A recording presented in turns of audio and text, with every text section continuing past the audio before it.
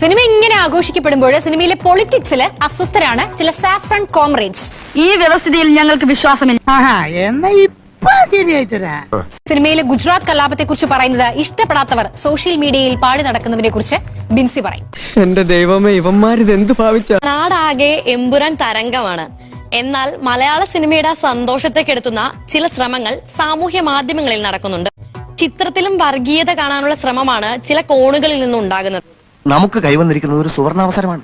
അത് പരമാവധി നമ്മൾ മുതലെടുക്കണം. നീ എന്തിനാടാ ഇങ്ങനെയൊക്കെ ചെയ്യുന്നത്? ഒരു സുഖം, നമുക്ക് ആരെയും കളിപ്പിക്കുമ്പോണ്ടല്ല എന്തോ ഇവിടുന്ന് കരിച്ചിങ്ങനെ മതി. ഗുജറാത്ത് കലാപവുമായി ബന്ധപ്പെട്ട് ചിത്രത്തിലുള്ള പരാമർശങ്ങളാണ് ഇത്തരക്കാരെ ചൊടിപ്പിച്ചത്. എന്നെ തമ്പ്രാനെന്ന് വിളിച്ചിരുന്ന വിവരം കെട്ട കുറുമ്പന്മാര് ഇനി എന്നെ മൈൻഡ്.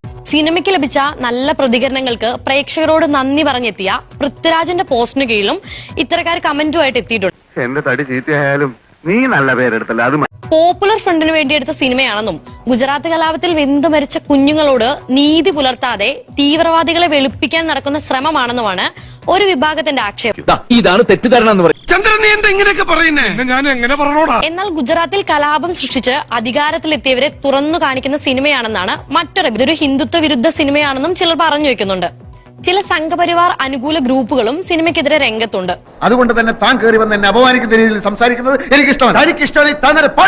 അതേസമയം സിനിമയ്ക്കെതിരായ വർഗീയ പ്രചാരണങ്ങളെ എതിർത്ത് ബിനീഷ് കോടിയേരി, VT ബൽറാം എന്നിവരും രംഗത്ത് വന്നിട്ടുണ്ട്. നിങ്ങൾക്ക് എന്നോടുള്ള സ്പർദ്ധയെല്ലാം തീരും നിങ്ങളുടെ തലയിൽ വെളിച്ചം വീണാൽ. എന്തൊക്കെയാണെങ്കിലും വിവാദങ്ങൾക്ക് മുന്നിൽ വീഴാതെ എമ്പുരാൻ കുതിപ്പ് തുടരുകയാണ്. ഈ കളി ഞാൻ ജയിക്കാൻ വേണ്ടി മാത്രം കളിക്കുന്നതാണ്.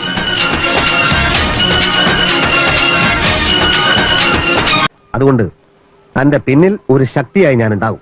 താൻ ധൈര്യമായി നടത്തിക്കും. അപ്പൊ എങ്ങനെയാ ഇവിടൊക്കെ തന്നെ കാണുമല്ലോ അല്ലേ?